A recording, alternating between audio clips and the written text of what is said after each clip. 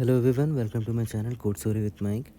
तो आज अपने लीड कोड का 2435 करने जा रहे हैं। हार्ड मार्क्ड है बट मुझे लगता है काफ़ी इजी इसको सॉल्व किया जा सकता है। तो आई थिंक इजी या मीडियम ज़रूर से मार्क किया जा सकता है इसको। चलो मीडियम इज़ फाइन, ठीक है, बहुत आसानी से आप बना लोगे। आज का मोटिवेशन क्या है? देखो, each and every one of you is doing extremely well. मैंने बहुत लोगों का कमेंट्स देखा भी एंड आई सॉ कि सब लोगों ने अपना अपना टॉपिक फिक्स कर लिया दिसंबर 1 मंथ 1 टॉपिक चैलेंज के लिए। सो एक्चुअली में मुझे भी मोटिवेशन मिलती है ऐसे ऐसे कमेंट्स देखकर, ठीक है। So be ready for December, we have to do what we planned, okay. Paths in matrix whose sum is divisible by k. You are given a zero indexed m cross an integer matrix grid and an integer k. You are currently at 0, 0 and हमें जाना कहाँ पर है? We have to reach m-1 n-1, moving only down और right, ठीक है। मतलब एक सेल से आप या तो नीचे जा सकते हो या तो राइट जा सकते हो। Return the number of paths where the sum of the elements on the path is divisible by k, ठीक है।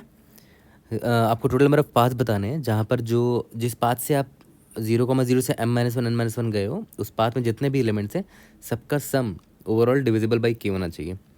Answer can be very large, return it modulo 10⁻9+7।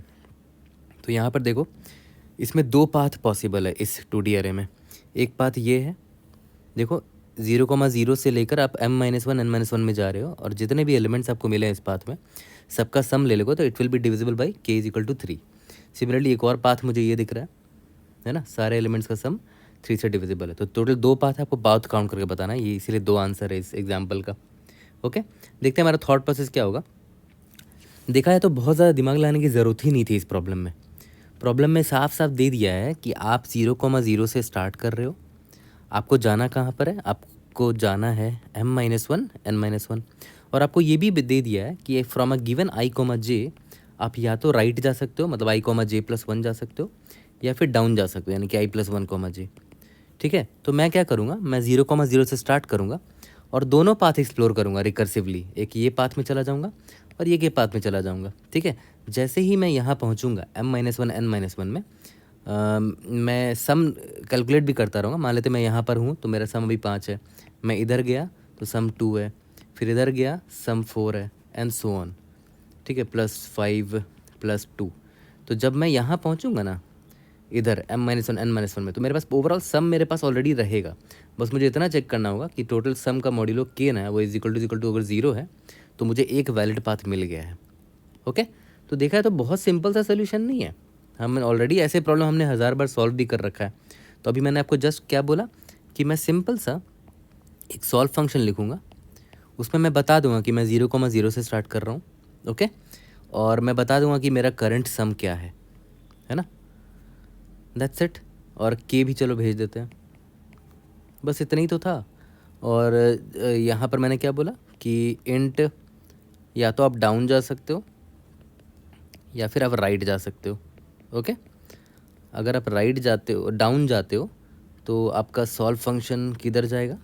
0 के बाद रो, मेरा ये रो है और ये कॉलम है, तो यहाँ पर मैं लिख देता हूँ कि this is row and this is column. 0, 0 से हम स्टार्ट करेंगे। अगर आप डाउन जा रहे हो तो रो बढ़ेगा, कॉलम कांस्टेंट रहेगा, और करंट सम प्लस उसमें करंट रो कॉलम वाला ऐड हो जाएगा, है ना। इसका नाम क्या है? ग्रिड है ना, हाँ। तो ग्रिड ऑफ r, c मेरे सम में ऐड हो जाएगा क्योंकि आप इस सेल में आ चुके हो, ठीक है, k। तो देख रहे हो मैं सम अपडेट भी करता चल रहा हूँ। सिमिलरली ये सेम चीज़ मैं कॉपी करूँगा यहाँ पर भी, क्योंकि मुझे दो सारे पॉसिबिलिटीज़ देखने हैं। यहाँ पर सिंपली बस मैं क्या करूँ, अगर मुझे राइट जाना है तो रो मेरा कांस्टेंट रहेगा, कॉलम चेंज हो जाएगा, है ना, बाकी सब कुछ सेम है। अब बस मुझे लास्ट में क्या करना है, रिटर्न टोटल कितने वेज निकल कर आए, डाउन प्लस राइट, है ना। टोटल जितने वेज हैं मुझे सारे निकालना है, और मॉड्यूलो m करने बोला है, 10⁻9+7 मॉड्यूलो करते रहेंगे। तो इतना सा प्रॉब्लम था, सोचो। यहाँ पर बेस केस लिख देते हैं कि अगर आपका r = m-1 हो जाता है एंड कॉलम = n-1 हो जाता है, ठीक है। तो आपको बस इतना चेक करना था, रिटर्न अगर मेरा जो ओवरऑल सम अभी निकला है प्लस जो अभी आप m-1 n-1 पर हो ना, तो उसको भी ऐड कर दो, ग्रिड ऑफ m-1 n-1, ये लास्ट सेल है, ओवरऑल सम निकल जाएगा ऐसे, मॉड्यूलो k कर दो। अगर ये 0 आ गया तो रिटर्न 1 हो जाएगा, इज इक्वल टू 0 है ना। अगर ये ट्रू है तो रिटर्न 1 कर दो, अगर फॉल्स है तो रिटर्न 0 कर दो। यहाँ पर 1 का मतलब क्या हुआ, क्या रिटर्न 1 कर रहे हैं कि मुझे एक पाथ मिल गया है वैलिड, जिसमें ओवरऑल सम जो है till m-1 n-1 modulo k 0 आया है, ठीक है। और अगर ऐसा नहीं है तो 0 रिटर्न हो जाएगा, ओके। हाँ, ऊपर एक और चेक डाल देना कि आउट ऑफ बाउंड नहीं होना चाहिए। अगर r greater than equal to m हो जाता है या फिर column greater than equal to n हो जाता है तो ऑब्वियसली इनवैलिड पाथ है, ये रिटर्न 0 कर देना यहाँ पर, ठीक है। सेफ्टी चेक डाल दिया मैंने। तो देख रहे हो 5-6 लाइन का कोड था, इसीलिए मुझे लगा कि ये हार्ड नहीं होना चाहिए था, it could have been marked medium safely, okay. अब मैं आपको एक चीज़ बताता हूँ, एंड आई थिंक आप सभी लोगों को पता चल होगा ऑलरेडी ये बात, क्योंकि कल और परसों का जो प्रॉब्लम ऑफ द डे था लीड कोड का, हमने ऑलरेडी उसमें ये कंसेप्ट पढ़ रखा है। मैं आपको याद दिलाता हूँ कि हमने क्या पढ़ा था। याद करो, मैंने आपको बताया था ना कि यहाँ पर देख रहे हो आप ओवरऑल सम निकाल रहे हो और बार बार सम देखो बढ़ता चला जा रहा है मेरा। एक समय ऐसा आ सकता है कि ये करंट सम देख रहे हो ऐड होते होते होते इतना बड़ा हो जाएगा, इंटीजर ओवरफ्लो हो सकता है। तो आप याद करो अल्टीमेटली आपको मॉड्यूलो के ही तो चेक करना है ना। तो यहाँ पर देखो इस एग्जाम्पल को इधर ध्यान से देखना। आप अल्टीमेटली यहाँ पर जैसे मान लेते हैं ये अगर आपका पाथ था तो आप यहाँ पर चेक क्या कर रहे हो, 5, फिर 5 में 2 जोड़ रहे हो, फिर 4 जोड़ रहे हो, फिर 5 जोड़ रहे हो, फिर 2 जोड़ रहे हो, लास्ट में मॉड्यूलो 3 चेक कर रहे हो। के का वैल्यू 3 है, ये 0 आ रहा है क्योंकि ओवरऑल सम देखो 18 है इसमें, ठीक है। बट मैं क्या बोलता हूँ ना, ऐसे पूरा सम निकालने की ज़रूरत ही नहीं है। सेम कंसेप्ट लगाओ जो मैं आपको कल और परसों वाले वीडियो में मैंने आपको सिखाया था कि पहले सम आपका 5 था, ठीक है। उसमें जब आपने 2 जोड़ा है ना, ये 2 जब जोड़ा तो अभी मॉड्यूलो निकाल लो, कितना आ गया, मॉड्यूलो 1 आ गया, ठीक है। फिर अब नेक्स्ट एलिमेंट 4 है ना, ये जो रिमाइंडर आया ना, इस रिमाइंडर में उस 4 को जोड़ो, फिर मॉड्यूलो के चेक करो, है ना, कितना आ गया, 2 आ गया। अब ये जो रिमाइंडर आया उसमें नेक्स्ट एलिमेंट ऐड करो, 5, 1 आ गया, है ना। मॉड्यूलो 3 करो, 1 आ गया। ये जो रिमाइंडर आया उसमें लास्ट एलिमेंट जोड़ो 2, मॉड्यूलो 3 कितना आ गया, 0 आ गया। देख रहे हो अभी भी 0 ही आ रहा है। तो ये सेम कंसेप्ट है जो मैंने आपको कल सिखाया था इन दोनों प्रॉब्लम ऑफ द डे में, ठीक है। लीड कोड नंबर 1018 ये वाला और लीड कोड नंबर 1015। तो इस कंसेप्ट पर जो ये कंसेप्ट अभी मैंने आपको बताया कि भाई आपको अल्टीमेटली मॉड्यूलो ही चेक करना है, तो ओवरऑल सम निकालने की ज़रूरत नहीं है, रिमाइंडर का आप को इस्तेमाल कर सकते हो अल्टीमेटली फाइनल रिमाइंडर निकालने में। तो देख रहे हो इस कंसेप्ट पर एक इजी प्रॉब्लम भी था लीड कोड 1018, एक मीडियम प्रॉब्लम भी था लीड कोड 1015, और आज एक हार्ड प्रॉब्लम भी हमने सॉल्व कर लिया इसी कंसेप्ट पर, है ना। तो इसीलिए ये कंसेप्ट इंपॉर्टेंट है, हमेशा याद रखना, ओके। कि अगर आपको एलिमेंट ऐड करना, मान लेते हैं A1 + A2 + A3 + A4 modulo कि अगर आपको चेक करना है, इससे अच्छा आप क्या चेक करो, A1 + A2 जो भी मॉड्यूलो आया मान लेते हैं B1 आया, उसमें फिर नेक्स्ट एलिमेंट ऐड करो A3, मॉड्यूलो के किया, मान लेते हैं B2 आया, उसमें ये A4 ऐड करो, है ना। तो इससे पता है फ़ायदा क्या हो रहा है, देख लो हर बार मॉड्यूलो निकालते चल रहे हैं। कभी भी जब भी आप मॉड्यूलो निकालते हो, किसी भी नंबर का मॉड्यूलो निकालो के, तो उसका वैल्यू 0 से k-1 के बीच में ही होगा, इसीलिए आपका कभी इंटीजर ओवरफ्लो होगा ही नहीं, है ना। और कंस्ट्रेंट में के काफ़ी छोटा है, 50 दे रखा है, ठीक है। कंस्ट्रेंट हमेशा चेक कर लिया करो, आई एग्री कि कंस्ट्रेंट भी चेक कर लेना चाहिए, ओके। या तो पूछ सकते हो आप इंटरव्यूअर को, ठीक है। तो ये कंसेप्ट बहुत इंपॉर्टेंट हमने सीख लिया है और इस पर हमने 3 प्रॉब्लम्स अब तक बना लिए, ओके। तो एक काम करते हैं, ये रिकर्शन हमने लिख दिया, अगर आप इसको ध्यान से देखोगे, मतलब बस इसका स्टेट डायग्राम बनाओगे, ट्री डायग्राम बनाओगे, तो आपको रियलाइज़ होगा कि रिपीटिंग सब प्रॉब्लम्स आपको दिखेंगे फॉर श्योर, ठीक है। तो रिकर्शन लिखा है तो मेमोराइजेशन भी करके देख लेंगे। तो एक काम करते हैं, पहले रिकर्शन और मेमोराइजेशन का कोड करते हैं, और जब रिकर्शन मेमोराइजेशन किया ही है तो उसका बॉटम अप भी कर लेंगे, ठीक है। तो पहले ये कर लेते हैं, रिकर्शन मेमोराइजेशन का कोड कर लेते हैं, उसके बाद बॉटम अप पर आएंगे, और बॉटम अप एग्जैक्टली वैसे ही लिखेंगे जैसा मैं हमेशा आपको सिखाता आया हूँ। रिकर्शन मेमोराइजेशन का कोड देख के उसी को छाप देंगे और बॉटम अप में कन्वर्ट कर देंगे। तो चलो पहले रिकर्शन मेमोराइजेशन का कोड दिखाता हूँ, उसके बाद बॉटम अप पर आएंगे रिकर्शन मेमोराइजेशन से, ओके। सबसे पहले निकाल लेते हैं m = grid.size int n = grid of 0.size, ठीक है। और सिंपली मैंने क्या बोला था कि सिंपली एक सॉल्व फंक्शन कॉल करेंगे, है ना, और ये मुझे टोटल पाथ निकाल कर दे देगा, वैलिड पाथ। 0,0 से मैंने स्टार्ट किया, मेरा करंट सम अभी 0 है, ग्रिड पास कर देते हैं, और के वेरिएबल पास कर देते हैं। इंट सॉल्व इंट आई कॉमा इंट जे इंट मेरा करंट सम जो है, ठीक है, और ये पास कर देता हूँ ग्रिड इंट के, ठीक है। तो सबसे पहले सेफ्टी चेक डाल देते हैं कि इफ़ आई अगर ग्रेटर देन इक्वल टू, यहाँ पर एम और एन बाहर डिफाइन कर देते हैं, एम और एन, ठीक है। I greater than equal to M हो जाता है या फिर J greater than equal to N हो जाता है, मतलब ये इनवैलिड पाथ है, रिटर्न ज़ीरो कर दो, है ना। और अगर ऐसा नहीं है तो चेक कर लो क्या हम पहुंच चुके हैं अपने डेस्टिनेशन में, ठीक है। तो यहाँ पर सिंपली ये चेक डाल दो कि मेरा जो करंट सम निकल कर आया अभी तक, उसमें मैं लास्ट वाला जो अभी सेल में आया हूँ उसको ऐड कर दूँ, और अगर मॉड्यूलो के है तो अगर वो ज़ीरो आता है तो रिटर्न वन हो जाएगा, ठीक है ना। इज इक्वल टू ज़ीरो मतलब ट्रू, ट्रू का मतलब क्या होता है, वन होता है, नहीं तो फॉल्स, फॉल्स का मतलब ज़ीरो रिटर्न हो जाएगा, ठीक है। या तो अब इसको ऐसे भी लिख सकते हो, अगर ये इज इक्वल टू ज़ीरो है तो वन रिटर्न करो, नहीं तो ज़ीरो रिटर्न करो, ऐसे भी लिख सकते हो, ठीक है। या तो फिर आप सिंपली ऐसे भी लिख सकते हो। और अगर ऐसा नहीं है, ठीक है, तो दोनों चीज़ चेक कर लेते हैं। Down is equal to solve I plus J, sorry I plus one comma J, और अभी देखो ध्यान देना, current sum plus grid of I comma J ले तो लिया आपने, बट पूरा सम निकालने की ज़रूरत नहीं है, आप रिमाइंडर भेजते चले जाओ, ओके। और यहाँ पर ग्रिड भेज दो, के भेज दो। सिमिलरली ये तो डाउन हो गया, अब राइट का निकाल लेते हैं। राइट का क्या हो जाएगा, रो सेम रहेगा, कॉलम चेंज होगा, बाकी सब कुछ सेम है ना। लास्ट में रिटर्न क्या करना है, डाउन प्लस राइट, ओके। यहाँ तक क्लियर हो गया, एक बार रन करके देखते हैं। ग्रेट, अब इसको ना एक काम करते हैं, मेमोइज अभी ही कर लेते हैं। वेक्टर 3 वेरिएबल्स चेंज हो रहे हैं, आई जे और करंट सम, तो 3D अरे लेना पड़ेगा, ठीक है, ठीक है। और इसको मैं इनिशियलाइज कर देता हूँ -1 से, t dot assign vector of int n vector of int के, सभी में -1 असाइन कर दिया अभी, ठीक है। और यहाँ पर हर कुछ चेक करने से पहले ही चेक कर लो आई कॉमा जे कॉमा करंट सम, ठीक है। अगर नॉट इक्वल टू -1 है तो सिंपली रिटर्न कर दो इसकी वैल्यू, ओके। और अगर ऐसा नहीं है तो यहाँ पर असाइन कर दो, और यहाँ पर मॉड्यूलो एम करना मत भूलना, मॉड्यूलो एम, ऊपर एम डिफाइन कर लेते हैं, int m is equal to 10⁻9 + 7, okay. एक बार रन करके देखते हैं, आई होप हमने कहीं कंपाइलेशन एरर नहीं किया हो। इसके बाद सेम कोड को यूज़ करके बॉटम अप पर आएंगे हम लोग, ठीक है।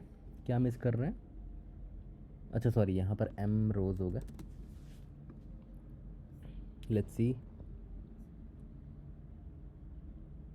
Indeed yes. टाइम कम्प्लीटी क्या हो जाएगा खुद सोचो, आप इसमें क्या असाइन कर रहे हो, एम इंटू एन इंटू के, है ना। देखो ज़्यादा से ज़्यादा आप कितना स्टेट्स विजिट करोगे, जितना इस वेक्टर में स्टेट्स होंगे, कितना स्टेट्स है वेक्टर में, एम इंटू एन इंटू के, और स्पेस कॉम्प्लीटेड भी एम इंटू एन इंटू के होगा, ओके। अब जल्दी से सेम कोड को यूज़ करके ना इसी को बॉटम अप में देखो कैसे कन्वर्ट करते हैं। तो देखो बॉटम अप पर आते हैं, देखो यही रिकर्शन वाला कोड अभी हमने लिखा ना, इसी को यूज़ करेंगे। तो हमेशा की तरह मैं क्या बोलता हूँ, देखो कितने वेरिएबल्स चेंज हो रहे हैं, 1 2 3।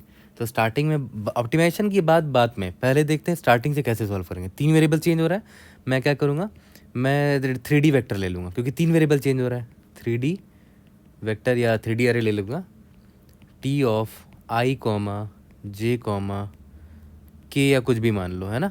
तो आई कॉमा जे हो गया, तीसरा क्या है, करंट सम है ना, करंट सम मान लो इसको। और एक्चुअली में ये करंट सम भी नहीं है, याद करो हम लोग सम कैसे निकालते थे, रिमाइंडर बार बार निकालते चले जा रहे थे, है ना। रिमाइंडर नहीं तो यहाँ पर करंट सम की वजह रिमाइंडर लिख दो, है ना, रिमाइंडर लिख देते हैं, ओके। और आपको पता है कि किसी भी नंबर का, किसी भी चीज़ का मॉड्यूलो के आप कर रहे हो, ये देखो ध्यान दो, तो मॉड्यूलो के करने पर वैल्यू क्या क्या आ सकता है, 0 टू k-1 ही आ सकता है, और कोई वैल्यू नहीं आएगा, है ना, रिमाइंडर का वैल्यू। चलो ठीक है, ये तो समझ में आ गया। अब देखो सेम रिकर्सिव कोड को मैं अभी इम्प्लीमेंट करूँगा इन बॉटम अप। तो अब एकदम बेसिक्स मेरे आंसर का जवाब दो, सॉरी मेरे सवाल का जवाब दो कि आपको इस 3D वेक्टर को भरने में, फिल करने में कितने फॉर लूप की ज़रूरत पड़ेगी? भाई 3 वेरिएबल्स है तो 3 फॉर लूप की ज़रूरत पड़ेगी। तो मैं सिंपली 3 फॉर लूप यहाँ पर लिख देता हूँ। एक फॉर लूप किसके लिए होगा? आई के लिए होगा, है ना। दूसरा फॉर लूप किसके लिए होगा? जे के लिए होगा, ठीक है। और तीसरा फॉर लूप किसके लिए होगा? जो मेरा रिमाइंडर है उसके लिए होगा, है ना। चलो ठीक है, यहाँ तक समझ में आ गया। अब इसके बाद एक बात बताओ, हमेशा मैं क्या बोलता था कि जो ये तो खैर 3D वेक्टर है, तो 3D वेक्टर को विजुलाइज करना मुश्किल हो सकता है, बट कोई बात नहीं, फिर भी मैं आपको दिखा दूँ। ये तो 2D वेक्टर होता था, 3D वेक्टर क्या होगा? कुछ ऐसा होगा, है ना।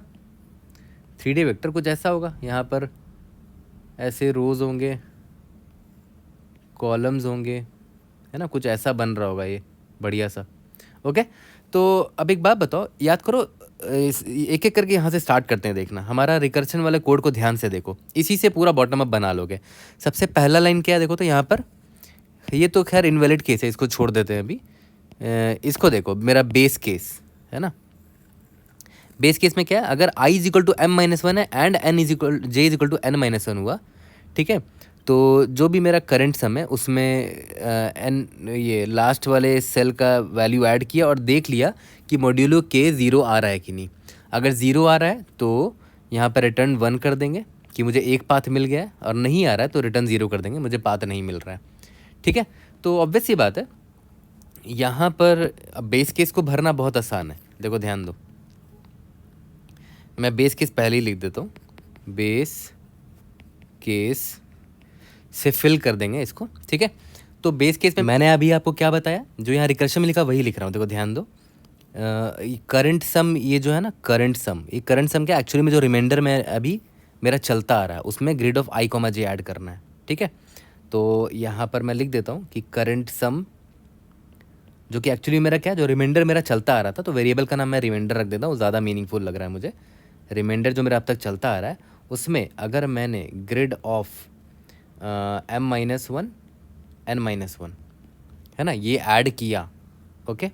अगर ये modulo k is equal to 0 आ जाता है तो 1, मतलब एक पाथ मुझे मिला, नहीं आता तो 0, ठीक है। और ये मुझे असाइन किस में करना है, t of m minus one, ये n माइनस वन, क्योंकि इन दोनों के लिए तो था m minus one n minus one के लिए। और रिमाइंडर, अब रिमाइंडर का वैल्यू क्या क्या हो सकता है, रिमाइंडर का वैल्यू 0 हो सकता है, 1 हो सकता है, k माइनस वन तक हो सकता है। तो ऑब्वियस मुझे सारे रिमाइंडर के लिए लिखना है, तो यहाँ पर फॉर लूप लिख दो कि भाई रिमाइंडर जो है मेरा 0 से लेकर remainder less than equal to k minus one तक रहेगा, रिमाइंडर प्लस प्लस, उसके अंदर इस स्टेटमेंट को लिख दो, है ना। और यहाँ पर हर रिमाइंडर के लिए m minus one n minus one वाला बेस केस अप्लाई हो जाएगा। देख रहे हो, तो ये कुछ नहीं है, देखो ये इस 3 लाइन को देखो, ये कुछ नहीं है, बस बेस केस है रिकर्शन वाला। यहाँ पर जो बेस केस था ना, तो उसको मैंने बॉटम अप में कन्वर्ट कर दिया है, ओके। अब आते हैं, मुझे इस 3D वेक्टर को फिल करना है, तो ऑब्वियस सी बात है 3 फॉर लूप लगेगा मुझे, है ना। बट इससे पहले याद करो, जब रिकर्शन, जब आप यहाँ पर लिखोगे, सबसे पहले तो डाउन का लिखते हैं ना, down will be equal to, मैंने क्या बताया, टी ऑफ, टी नहीं, पहले तो रिकर्शन वाला लिखते हैं, सॉल्व ऑफ, डाउन कैसे जाते थे, i प्लस वन कॉमा जे, है ना, कॉमा जो मेरा नया रिमाइंडर निकल कर आएगा वो यहाँ पर मैं निकाल देता हूँ कि अभी तक जो मेरा रिमाइंडर चलता आ रहा था, जो चलता आ रहा था उसमें मैंने क्या ऐड कर दिया, ग्रिड ऑफ आई कॉमा जे को ऐड कर दिया, है ना। और उसमें मॉड्यूलो के निकाल दिया, इसको मैं आर दे देता हूँ नाम, तो यहाँ पर आर पास कर दिया, और यही 3 चीज़ पास करते थे, ठीक है। अब बस मुझे क्या करना है, सॉल्व की जगह टी यूज़ कर लेना है, T of I plus one J are, है ना, आई प्लस वन जे आर, बस दैट्स इट, इतना ही था, ओके। और सिमिलरली राइट में भी, अगर राइट आप जाओगे तो क्या हो जाएगा, टी ऑफ, ये कॉमन रहेगा, कॉलम चेंज होगा, और ये न्यू रिमाइंडर, देख रहे हो, बस सॉल्व की जगह मैंने टी लिख दिया है, ओके। बस एक चीज़ यहाँ ध्यान दो, जब आपको यहाँ पर जब आप ये लिखोगे T of I comma J comma current जो रिमाइंडर है उसका आप आंसर निकालना चाह रहे थे, तो उसमें क्या करोगे, डाउन प्लस राइट, एग्जैक्टली वही तो कर रहा हूँ जो रिकर्शन में किया था, कुछ नया नहीं कर रहा हूँ, है ना। ये चीज़ें अब हम सीख चुके हैं, अब हम काफ़ी ग्रो कर चुके हैं कि ये सब हम आसान से अब कर लेते हैं। बस एक चीज़ आप याद रखो, जो कि मैंने आपको बहुत पहले बताया, कि सबसे सिंपल तरीका पता है क्या होता है, अगर आप नोटिस करो, आई कॉमा जे का अगर आपको आंसर निकालना है, ठीक है, तो देखो आपको i+1 यानी कि नेक्स्ट रो का या फिर नेक्स्ट कॉलम का आंसर आपको ऑलरेडी पता होना चाहिए, ठीक है। तो इसका मतलब क्या हुआ कि अगर मान लेते हैं आप 0,0 से स्टार्ट करोगे, ठीक है, तो आपको नेक्स्ट रो का तो आंसर अभी तक पता ही नहीं है ना, या नेक्स्ट कॉलम का आपको आंसर अभी तक पता ही नहीं है, ठीक है। तो आप कैसे यहाँ से निकाल पाओगे i+1 और j का, या फिर i,j+1 का। इसीलिए क्या करते हैं, ईजी बनाने के लिए प्रॉब्लम को आप इसको उल्टा ट्रैवर्स कर लो, है ना। उल्टा ट्रैवर्स करते हुए आओगे तो ऑलरेडी i+1 और j+1 ये ऑलरेडी फिल्ड रहेगा, ये सब का वैल्यू, है ना। तो i को मैं कहाँ से स्टार्ट करूँगा, उल्टा स्टार्ट करूँगा m-1 से, i > 0 i माइनस, है ना। सिमिलरली j के साथ भी वही करूँगा, n-1 j > 0 j-, ठीक है। और हाँ, रिमाइंडर तो वही रहेगा, रिमाइंडर 0 हो सकता है, रिमाइंडर कहाँ तक जाएगा, <= k-1 तक जाएगा, रिमाइंडर प्लस प्लस, ठीक है। यहाँ तक क्लियर है। तो देखा है तो सोचो कितना सिंपल हो गया, ये हार्ड मार्क था ये प्रॉब्लम, और कितना सिंपल हमने समझ लिया, उसको बना भी लिया। और हाँ, एक चीज़ ध्यान दो, ये फॉर लूप वाला रिमाइंडर है ना, यही फॉर लूप वाला रिमाइंडर यहाँ भी तो लिखा था हमने, है ना। और अंदर में बस क्या किया था, m-1 और n-1 वाला केस को हमने ऑलरेडी बेस केस में लिख लिया था। तो यहाँ पर चेक कर लो ना कि अगर i मेरा m-1 है एंड j मेरा n-1 है, तो इसको स्किप कर दो, यहाँ पर कंटिन्यू लिख देता हूँ, क्योंकि इसके लिए तो मैंने ऑलरेडी फिल कर रखा है, i = m-1 j = n-1 के लिए, और बाकी सारे रिमाइंडर के लिए, है ना। For i = m-1 j n-1 वो मैंने ऑलरेडी यहाँ फिल कर रखा है। तो इसीलिए मैंने क्या किया, यहाँ पर कंटिन्यू स्टेटमेंट लगा दिया, इसको स्किप मार दिया, ठीक है। यहाँ तक क्लियर है, बस दैट्स इट। इस तरह आप फिल करते हुए आ रहे हो, तो याद करो फिल करते करते करते देख रहे हो i = 0 j = 0 तक चला जाएगा लास्ट में, तो मेरा आंसर वहीं पर स्टोर्ड रहेगा। तो मैं सिंपली रिटर्न क्या करूँगा, t(0 0 0), ठीक है। और आपको याद होगा मेरा डीपी कंसेप्ट्स एंड क्वेश्चंस के प्लेलिस्ट में एक डीपी ऑन ग्रिड्स का मैंने सीरीज़ लगाया था, बताया था, पढ़ाया था आपको, ये उसी का प्रॉब्लम है ना। डीपी ऑन ग्रिड्स जनरली बड़ा आसान होता है, रिकर्शन मेमोराइजेशन वाला लिख दिया तो बॉटम अप को एकदम छाप दो, कॉपी पेस्ट मार दो रिकर्शन मेमोराइजेशन से, बस जहाँ जहाँ सॉल्व है वहाँ पर टी लिख दो, है ना। यहाँ पर देखो टी लिख दिया, यहाँ पर टी लिख दिया, एंड सो ऑन, बाकी सब कुछ सेम रहता है, सब कुछ ओके। और बेस केस आपको लिखना पड़ेगा, क्योंकि बेस केस आप रिकर्शन में भी लिखते हो यहाँ पर। जल्दी से इसका कोड करते हैं, वहीं पर टाइमर स्पेस कंप्लीट देख लेंगे। मैंने m और n ले लिया है, और मैंने क्या बोला, बॉटम अप के लिए एक tm+1 n+1 और n+1 नाम का 3D वेक्टर ले लेते हैं। तो ये ले लिया, और उसको मैंने सभी को मेम सेट कर दिया, सभी में इनिशियलाइज 0 वैल्यू डाल दिया, ठीक है। अब सबसे पहले मैंने क्या बोला कि रिकर्शन मेमोराइजेशन में जो बेस केस था एग्जैक्टली वही मैं यहाँ करने वाला हूँ। बेस केस याद है क्या था, t ऑफ m-1 अगर हो आप, और n-1 अगर आप हो, ठीक है, तो रिमाइंडर का जो भी वैल्यू है करेंटली आपका जो रन होता रहा, reminder plus grid of m-1 पर हो, n-1 पर हो, है ना। इसको ऐड किया और मॉड्यूलो k किया, क्या वो 0 आया, अगर 0 आया तो यहाँ पर 1 आ जाएगा, नहीं आया तो 0 आ जाएगा। For int remainder = 0, remainder is less than equal to k-1 remainder plus plus, ठीक है। सिंपल सा फॉर लूप था, ओके। इसके बाद मेन कोड लिखते हैं, फॉर इंट i = m-1 कर दिया, i > 0 हो जाएगा, i-, ये रो का फॉर लूप हो गया। सिमिलरली कॉलम का j = n-1 j > 0 j-, ठीक है। और एक फॉर लूप किसका होगा, int remainder = 0, remainder is less than equal to k-1 remainder plus plus, ठीक है। अब वही इंट जो न्यू रिमाइंडर मेरा आएगा उसको r ले लो, कैसे आएगा, रिमाइंडर अभी तक जो मेरा चलता आ रहा था उसमें ग्रिड ऑफ i, j को ऐड किया, मॉड्यूलो k निकाल दिया, ओके। यही हमें करना था सिंपली। अब मुझे क्या करना है, int down is equal to solve of i+1, j करते थे, बस यहाँ पर सॉल्व की जगह t लिख रहे हैं, है ना। t of i+1, j constant रहेगा, और ये जो न्यू रिमाइंडर मेरा ये है, इंट अगर आप राइट जाते हो t of i, j+1, new r, ठीक है। और t of i, j, remain का आंसर निकालने के लिए दोनों को ऐड कर दो, down plus right modulo m, और ऊपर मॉड्यूलो m डिफाइन कर रखा हमने ऑलरेडी, दैट्स इट। लास्ट में रिटर्न क्या करना है, सिंपली t ऑफ 0, 0, 0। और लास्ट में मैंने एक और चीज़ बताया था कि हमें ये वाला चेक हटा दो इधर से, है ना, कंटिन्यू कर दो, क्योंकि ये हमने ऑलरेडी कर रखा। आई M-1 और JN-1 हो तो यहाँ पर कंटिन्यू स्किप कर दो ऐसे केसेस को। ठीक है, एक बार सबमिट करके देखते हैं। टाइम कम्प्लीटी अभी भी वही है, M/N/K, है ना, फॉर लूप इतना का चला है। और स्पेस कम्प्लीटी भी M/N/K। I hope I was able to help. See you in the next video. Thank you.